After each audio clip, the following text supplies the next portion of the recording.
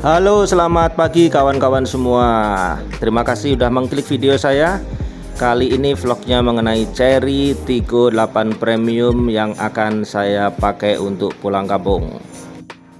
Bagaimana rasa berkendaranya? Apakah mobil ini senyaman yang diberitakan? Oke, let's go. Halo, selamat pagi. Persiapan sudah beres, kita jalan. Oke. Sip.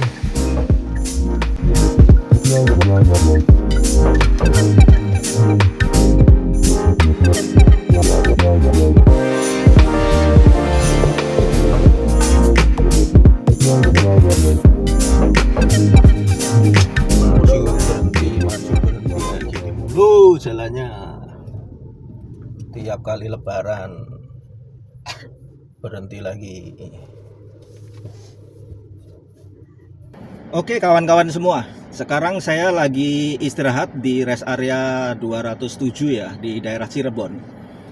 Nah, ini saya mau sharing mengenai pemakaian mode berkendara Eco. Karena saya tahu macet dari Jakarta ke Cikampek menuju Cipali itu macet, saya pakai mode berkendara Eco. Nah, pada situasi stop and go, berhenti beberapa menit nanti jalan lagi seperti itu, saya menemukan idle start stop yang otomatis itu dia berfungsi dengan baik. Artinya beberapa kali saya temuin pada saat berhenti karena macet, engine-nya mati, RPM-nya 0. Nah, dengan begitu otomatis BBM saya lebih irit karena nggak kepake kan. Tapi juga saya temuin beberapa kasus situasi stop and go seperti itu, engine tetap menyala. Ya, tujuannya apa? Untuk mendinginkan ruangan kabin saya supaya AC-nya tetap bekerja.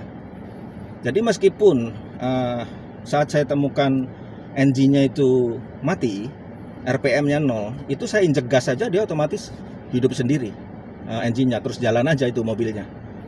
Nah, jadi di sistem mode berkendara Eco pada kecepatan rendah karena stop and go, ini mobil Chery Tiggo 8 ini bagus sekali dalam memanage engine-nya ya. Berkendaranya tetap nyaman, dia tidak menyentak waktu kita injek gas pada saat idle 0 ya, RPM 0. Dia nggak nyentak gitu, dia tetap halus saja. Engine-nya nyala dan dia jalan halus saja. Nah, ini fungsi software-nya dia menurut saya bagus pada situasi stop and go lama, macet-macetan seperti itu. Oke ya teman-teman ya, setelah saya istirahat sejenak di rest area, saya akan lanjut. Kemudian saya akan coba mode normal, terus adaptive cruise controlnya saya akan coba mainkan. Bagaimana rasa berkendara dengan mode normal dengan adaptive cruise control. Oke, kita lanjut ya.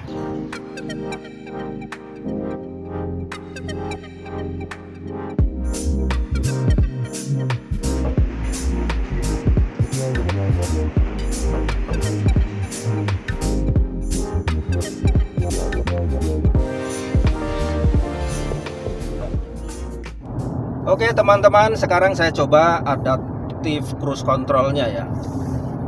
Ini saya setting pada kecepatan 100 km per jam. Situasi lalu lintas tuh teman-teman lihat ya, banyak sekali mobil kanan kiri gitu. Terus kemudian jarak antara mobil ini dengan mobil depannya itu saya setting yang paling dekat. Itu sekitar 20-an meter ya. 17 sampai 20-an meter di MID saya lihat. Terus bagaimana rasa cruise controlnya ini? Dia linear sekali, halus sekali, penambahan kecepatannya itu dilakukan dengan sangat baik, tidak ada menghentak yang bikin kaget. Dia natural aja gitu. Terus kemudian saat di depan ada objek, dia juga melakukan pengereman secara natural. Jadi nggak tiba-tiba ngerem yang bikin orang kaget, itu nggak ada sama sekali. Dia bekerja adaptif cruise controlnya dengan sangat baik. Dia bisa menjaga jarak yang aman dengan mobil di depan. Sementara kecepatan saya sekarang itu di 80-an kilometer per jam. Kecepatan yang sekarang ya. Saya sih settingnya sih 100 km per jam. Oke, anyway, untuk cruise controlnya ini bekerja secara halus, linear, dan natural sekali. Bagus sekali adaptif cruise controlnya mobil ini.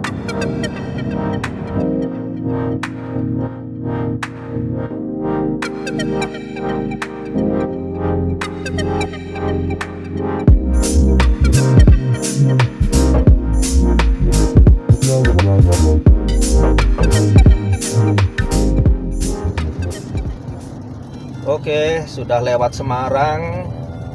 Sekarang sudah masuk mau ke Bawen, Salatiga gitu ya. Jadi kalau kalian tahu yang sering lewat Trans Jawa, di jalan ini tuh dia nanjak terus gitu, panjang. Ternyata si seri Tigo 8 Premium ini tuh tanjakan kayak gitu tuh nyaman aja, dia lari aja mobilnya.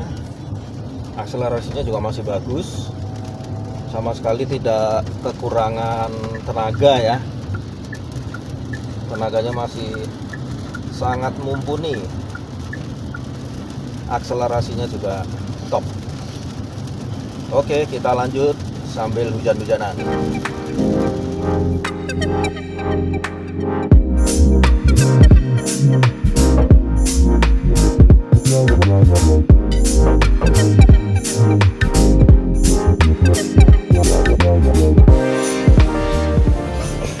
Oke, kita lanjut ya, review mobilnya. Ini mumpung lalu lintasnya itu macet, jadi ngerayap gitu, jadi saya bisa ambil video. Ini saya mau ngasih tahu, sharing mengenai kenyamanan berkendara sehubungan dengan suspensi, kekedapan kabin, akselerasi gitu ya. Oke, saya kasih tahu pengalaman ini saya pakai dari Jakarta menuju ke Madiun, Jawa Timur ya. Sekarang posisinya saya udah nyampe Salatiga. Untuk kekedapan kabin, suara dari luar, suara yang ada di sekitar kita ini, mau kecepatan rendah, mau kecepatan tinggi, ini mobil keren pol. Jadi suara-suara dari luar tuh hampir sayup-sayup aja, hampir nggak ada suaranya gitu loh.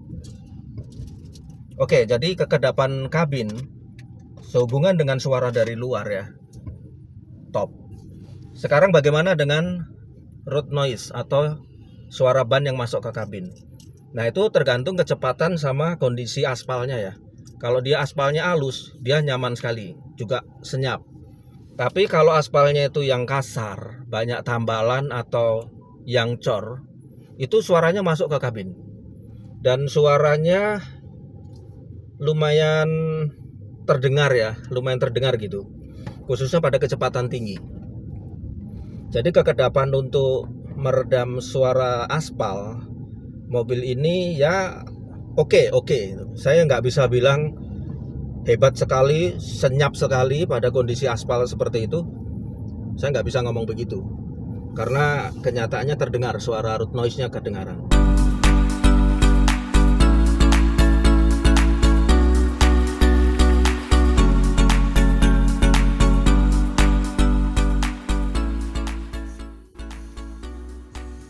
Baiklah teman-teman semua, sebelum dilanjutkan videonya kita ada iklan dulu.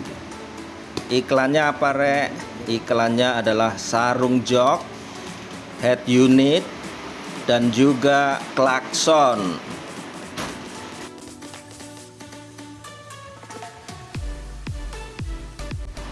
Maksudnya gimana maksudnya? Ya itulah, kalian tahu ya.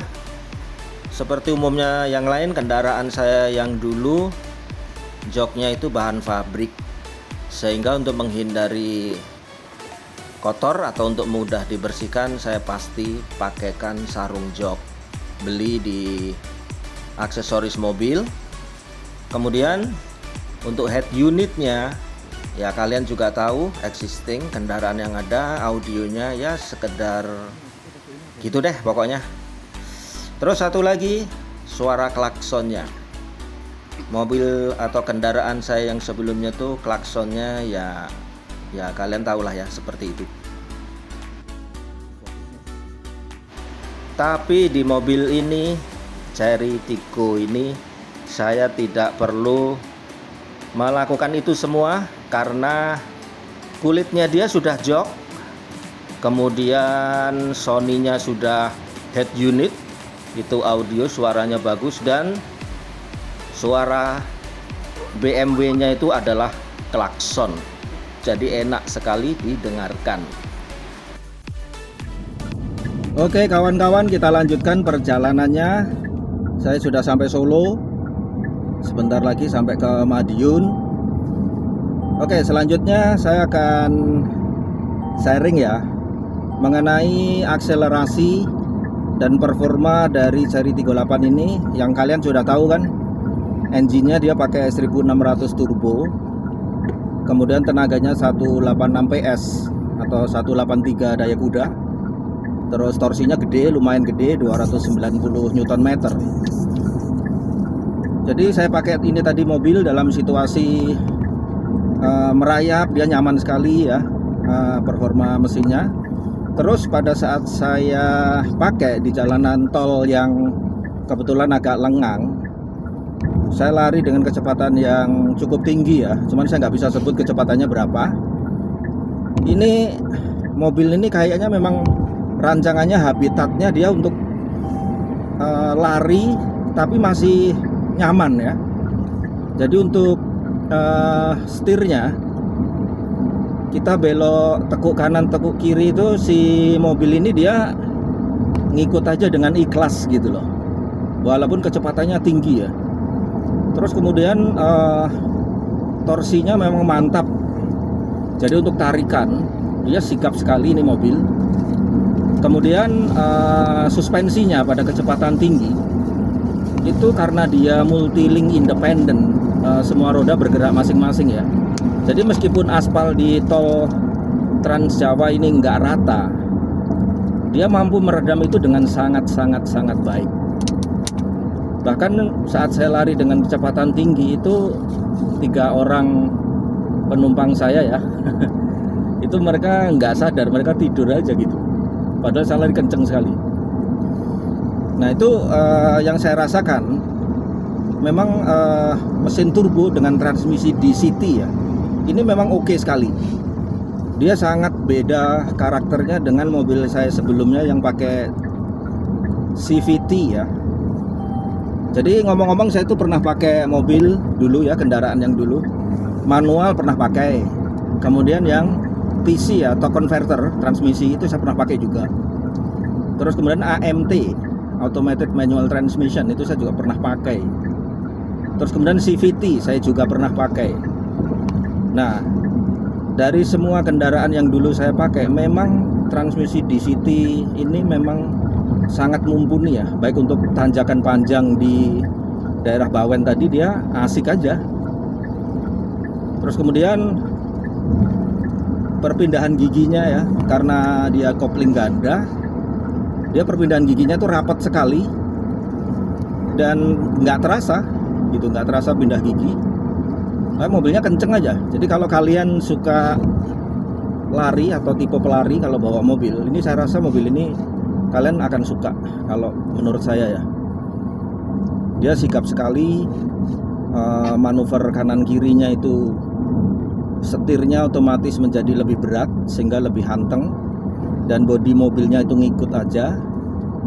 Ketambahan juga untuk akselerasi sangat baik sekali. Terus suspensinya, mau kontur jalan model gimana tetap dia bisa redam dengan baik si multi-link independennya ini. Jadi gitu kawan-kawan yang bisa saya rasakan Chery 38 Premium ini pada kecepatan tinggi. itu sangat nyaman sekali.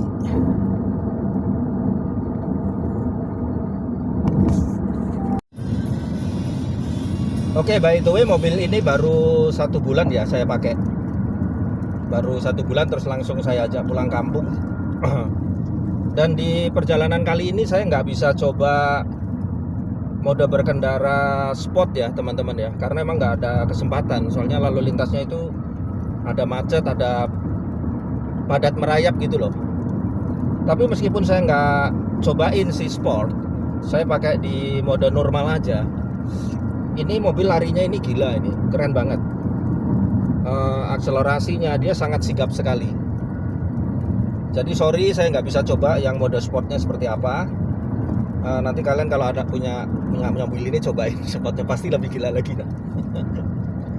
Terus kemudian adasnya, ya kalian tahu kan ini adasnya ada 9 adas ya. Semuanya berfungsi normal.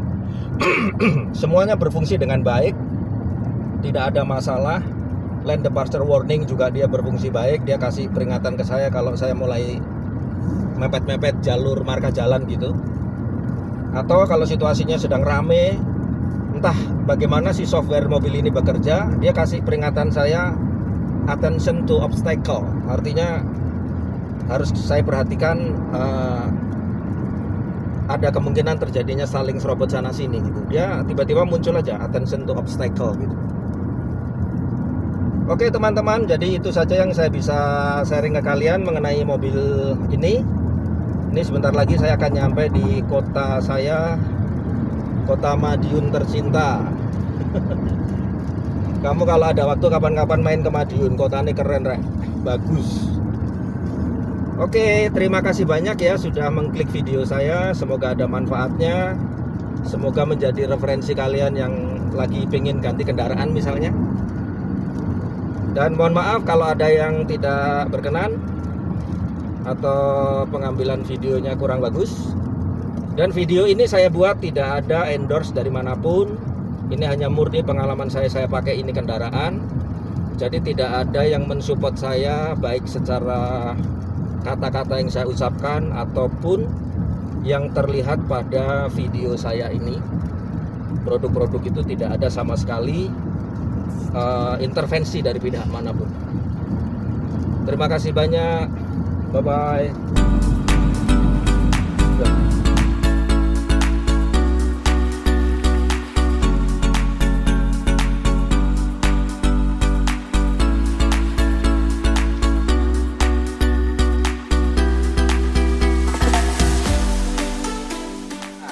Kalian kan pasti bertanya-tanya kan, berapa konsumsi BBM-nya?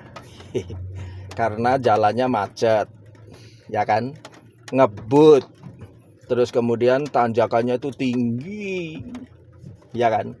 Konsumsinya berapa untuk Cherry Tiggo 8 ini? Ini dia, kita lihat konsumsi BBM-nya. Tara. Nah, 11,2 km per liter. Gimana? Boros atau wajar atau biasa saja? Hehehe. Bye bye.